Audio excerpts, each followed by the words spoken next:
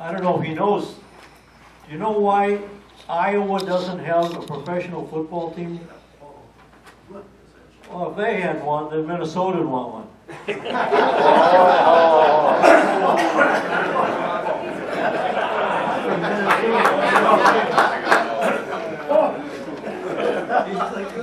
Another little bit of, you know, they call Minnesota the land of 10,000 lakes. There are more lakes in Michigan and Wisconsin than there are in Minnesota. Okay, you learned something. Anyway, we got a lot of new members.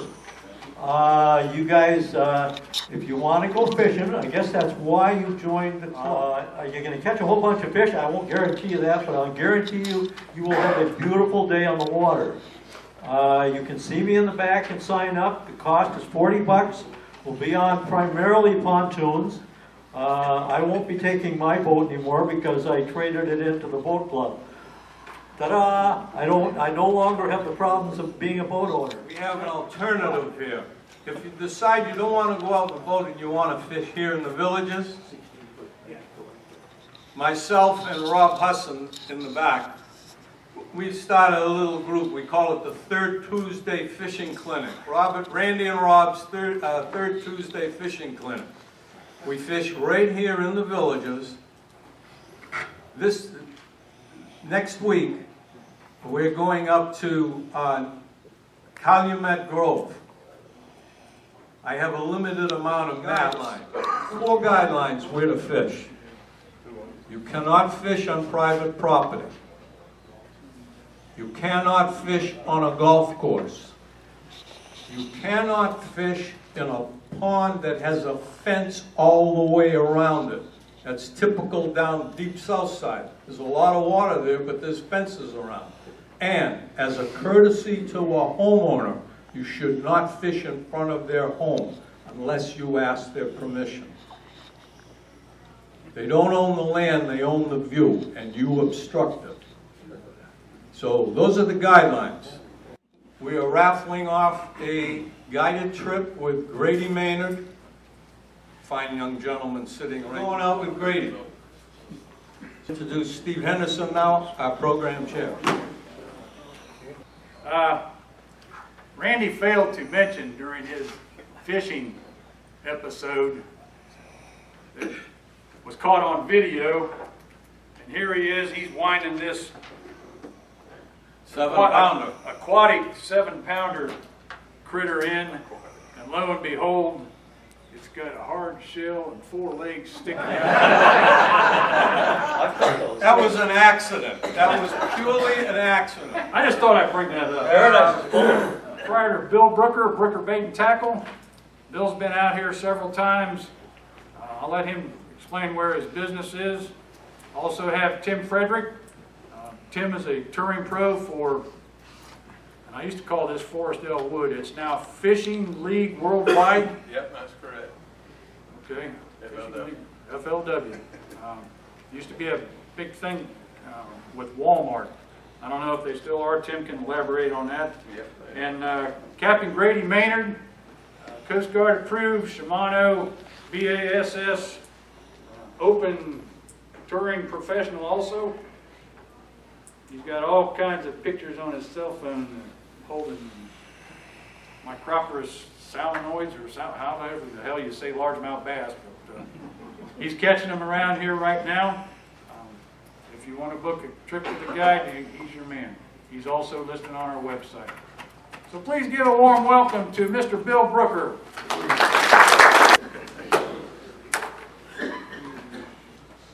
Thank you, Steve, and thanks for inviting me here tonight. And it's nice to see. I see some familiar faces. People's been in my shop. And if you're looking for our shop, if you get on 441 and go south, right with 441 and 27 splits in Leesburg, just take the left-hand split on 441 on the first building on the right-hand side. A couple things I'm going to go over, and then I'll let Grady, and I brought some rods and stuff they can go over with you, and let him and Tim talk to you a little bit about fishing. We have a sale, and it'll be in the paper up there. It'll be in the Sun paper. It's going to be on December the 3rd, the first Saturday, and it'll start. Time we can get it set up Saturday morning. He'll probably be set up by 8 o'clock, but it'll be all day. From 11 to 1 for 2 hours, we'll feed you a free barbecue lunch. We've got 3 of the pros will be there. Timmy will be there. Shaw Grisby will be there, which I think he's been here before, hasn't he? Yes, Yeah. several times. And Mark Menendez, my buddy from Kentucky. Mark and I have been friends for a long time. He'll be there. And so they'll be there to answer any of your questions. Shaw will probably get there about 10 o'clock. Timmy and Mark will be there. Actually, Mark flies in the day before. So both of them will be there first thing about 8 o'clock in the morning, I would think. And they'll be there all day. From 10 to 2, we will have live music. We have David Howe, which is a buddy of mine. He'll be playing all types of music. And he'll have one other guy with him playing a guitar, and he'll have backup music. But so we'll have a great time. We'll have a bunch of stuff. We're going to run a bunch of specials for that day. It's kind of a surprise, so I won't tell you, but there'll be some great deals on that day. There'll be a lot of stuff on sale. We've got over 600 rods in our store, saltwater and freshwater. We have a full line of saltwater tackle and frozen bait. We have, only thing we don't really carry is we don't carry wild shiners. We carry a domestic shiner, which is a cool water shiner that comes out of the north. But this time of the year, they work good. When our water gets down like it is now, it gets down to the 70s, the shiners work good. The summertime, the domestic shiners, you got to kind of get them acclimated to the water, or they want to belly up on you pretty easy. But we carry 2 sizes of the 2 sizes of shiners, carry 2 types of worms, red worms and night crawlers. We carry crickets, and in the spring, when the shell crackers and all start, we have grass shrimp too, which is a small little shrimp that's here in the lake. But anyway, after this is all over with, and Randy wanted to, after you get done with the raffles, after they get through with all their business, then we'll answer questions for you when they get all done. We'll stay here as long as you want, answer your questions. And I brought some hats and stuff for them to raffle off on your drawings back there too. So you guys come see us, and we'll help you any way we can. We spool line there. Like I say, we've got over 600 different rods and probably over 2 or 3 different kind of reels in there. So if we don't have it, my wife will work very hard to get it for you. She's there full time. I still work a part-time job, so I'm in and out. But we have some really good help there. Thank you, and I'll let, who wants to talk? Grady, you want to go next? All right, buddy. The past 2 weeks, I've been booking trips left and right, and we've been going out and killing it. Usually, we don't catch the size fish that we've been catching until the spring, but right now, I've got a spot that we've been going to and taking wild shiners and hopefully put you on the fish of a lifetime. We've been having a blast. You can ask a lot of my clients that are sitting here in the room tonight, and a lot of them are actually going to be going before December again. So, but we've been going out with wild shiners. This past week, we've had, I honestly could say, 20 fish over the 6-pound range. And I've been going out every single day. Honestly, the weekend we went out, I went from Harris to Griffin to Johns Lake, and we've been catching fish all over. The artificial bite's been pretty good, too. The artificial bite is a little scattered. We've been catching fish on swim baits, worms, a little bit of rattle trap action picking up because of all the wind we've had and the cold snaps. So it's more of a reaction bite going on. I'm going to talk you through one of my favorite techniques that I've been using a lot lately over the past year for some of the tournaments I've been fishing, and it's a swim bait. Now, a lot of y'all heard of these Houdini skinny dipper and that kind of bait, but what I'm doing with it is actually up at Bill's shop, they have an owner hook called the flashy hook. And what it is a lot of y'all are familiar with the old school underspin bait, like a road runner.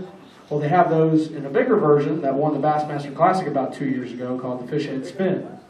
Well, for Florida, now we have our own version, and it's called the Owner Flashy Hook. And I'm going to show it to you. It's a belly-weighted swim bait with a blade underneath it. So you put that Houdini swim bait on there, and you swim it real slow, and it has the same kind of action as you would have on a fish head spin. Now, what I've been doing with it... That's why I've been catching a lot of fish on it. But like I said, you can throw it across the top of grass, lily pads, anything, and get them to blow up on it. Or you can slow roll it, fish it real slow off the bottom, fish canals with it, fish the main lake, fish wood, fish grass, anything you imagine schooling fish, they'll key in on it because of that blade. So that's why I like it, but I throw it on 50-pound braid because when you're fishing that heavier vegetation and you get those fish to blow up on it, you want to be able to horse them out in here. Now for the swim bait itself, a lot of people have trouble picking out colors. And it mainly depends on what type of forage the lake has that you're fishing. I like to stick with, if I'm fishing the Harris chain, which Houdini is a really good shiner, or a Caledonia minnow color. We do have some shad, but the shad population is not too heavy. So that's why I stick with more of the gold and, the gold colors that represent a shiner. Some people fish dark colors in swim baits, and that's the big thing is when you're fishing a soft plastic worm in dark water, what color do you use? Most people say June bug. And then you get in the lighter colored water, you'd use watermelon red, watermelon seed, green pumpkin. Now you could do the same thing with swim baits because it works in the same way. If you're slow rolling it up off the bottom, sometimes if you use that green pumpkin presentation in clear water, it kind of imitates a bluegill or a shellcracker. So that's how I pick my colors, is depending on mainly what type of bait fish are in your lake. If you're fishing a lake that you see the shad flickering all over the top of the water, you want to use more of a black back with silver belly that mimics that shad imitation, and that blade on the bottom, you're going to get a lot of key bites. So that's the setup that I've been using a lot lately. And the reason I don't go heavier than 50 pound, sometimes I'll go lighter, I'll go 30 or 40 depending on the vegetation I'm fishing. But 50, I don't go over that because I can cast it a mile. And if you're fishing these ponds around here and you're wanting to cover water and check this pond, this pond, this pond and see what's in it, you want to make those long casts. If you can make a cast all the way across the pond and there's a lot of vegetation to bring it up across real top, real fast, then that's the key, is those long casts. And a lot of people ask about the braid the fish being able to see in clear water. The more vegetation you have, the less I worry about it. If you're fishing crystal clear water with no vegetation, then that's when I'd switch it over to like a 20-pound fluorocarbon. Still something stout enough because you're using a really heavy-duty hook and a heavy-duty plastic so that you can get that hook set penetration through that bait. But that's what I've been using a lot lately when I've been fishing artificial. That and last year and the year before I was talking about hollow body frogs and rattle traps. But you can find all of this up at Bill's shop. Now he's got some new baits in that I want to show to you. Can everybody hear me? Yeah. These are made by Gambler. It's a swim bait called the GZ, the Giant Easy. Now if you're familiar with Gambler product, they have an easy swimmer. It's a swim bait just like the Skinny Dipper. They come in all kinds of colors to mimic bait fish. And what it is, if you're not familiar with what a swim bait is all it does is it has that big paddle on the back. And it swims through the water just like a shiner or a shad. But this is the GZ. They just made it. It's a giant representation of a bait fish. I'm excited to play around with this because a bait like this, you're going to get big bites when you do get bites on it. So mainly that's what I'm going to be using it for. You don't really want to use this as a search bait if you're looking for fish in ponds and stuff. Unless you know there's giant fish in that pond, you don't really want to throw this around a lot. You want to stick with something like a 4-inch or a 5-inch swim bait. But Bill's got these up at his shop, and I don't expect them to be up there long because Gambler just came out with them. And then you want to use with your swim baits, if you're not using that big flashy hook that I'm using, these are called the Owner Beast hooks. And that's what they are. They're huge. This is a 6-aught. I plan on putting 7 to 8-aughts on that swim bait itself. But on that, I would recommend fishing braiding line. But other than the swim bait fishing, I've been using shiners. And honestly, it is the best way to catch big fish. If you want to go with me and catch a big one, you want to go now through January. That's the time of year where the fish start moving in real heavy and they start getting fatter. Actually, now through March is going to be the best time. But specifically right now, within the past 2 weeks, we've been catching a lot of big fish, and I'd be excited to get you out there and get you some fish in the boat. Like John was talking about, we caught 22, and I think we had 3 over the 6-pound range that day. It was a phenomenal day. I went out yesterday with another client, Rip, I believe he's in here. Him and his wife went with me. He had one 875. His wife had one 875, and he had 3 over the 5-pound range. So we've been having a blast. We've been getting out there and having some fun. We've been on Lake Harris. I've been using wild shiners on Lake Harris. Yes, sir. So, any questions, shoot them at me. Yes, sir. The swim bait to Gambler, Yes, sir. do you put a weight on that? What it does is that hook, if you want to come up after the meeting and look, but the hook that I'm showing, it has a weight underneath it. And this one has a 1/4 ounce weight on. It's called a belly weight swim bait hook, because the hook is actually where the belly is. And what it does is it gives that wobble to the bait as it's going through the water. Now there's different ways you can fish a swim bait with a bullet weight on top. I've fished it all kinds of different ways, but my favorite way to do it, the easiest way to do it, is just to buy some of the pre-rigged. One does get it and go up in the mat, you've got enough power to get them out. But back to my question, or my point was, castability. you want to cast as far as you can off these ponds to cover as much water as you can, because you might not be able to go to the next yard or something. You don't want to get in anybody's way, but you see fish down there. Selecting your rod action and reels and line is key. You know, find the proper, that fits your hand good, but you want the right action with the rod. A lot of rods, they all don't cast the same, as y'all probably know. Most of your rods at least 7 foot or better? Yes, sir. I use, for my top water, I use 6'8", and my spinner baits I use 6'8". Everything else is 7 to 7'8". My flipping sticks are 7'11", 7'8", 7'6". My frog rods are 7'3". Can anybody tell me what the difference with the colors would be, say from clear water to dirty water? That's your main difference, and I'll tell you why. Yeah, well, you got a light color and a darker color. Correct. It's the opposite, right? In clear water, you go with Light. light. Yes, sir. Dark water, you go with dark. Yeah, clear water, you want to go with your watermelons and your pumpkin seeds and stuff like that.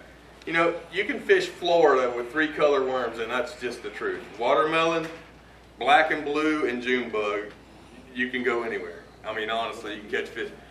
Good thing about June bug, you can catch fish in dirty water and clear water. That's why it's probably what #1 seller pretty much is the June bug. Yes, Crankbaits, without a doubt. depending on what they're feeding on. Bill will tell you what color I like to throw. It's a Tennessee shad. It's kind of an olive green and a pearl white. Well, most of your Caledonia minnows in this lake, as Grady will speak, they're olive green and pearl white. Shad, the little glass one. And when he was leading it, the crankbaits that he was throwing, I overnighted 50 of them in there, and they lasted 1 day. Everybody seen what he was fishing, and it spread like wildfire. And I mean, they covered up my store that afternoon, and I sold out just like It's that. funny, they're all going to the same bait, getting the little plastic bags and hiding their baits, but everybody knows what they're getting, because there was 50 there a minute ago. He asked me this year when the tournament's coming to town, would I pull all those baits off the shelf? And I said, Timmy, I gotta make a living. I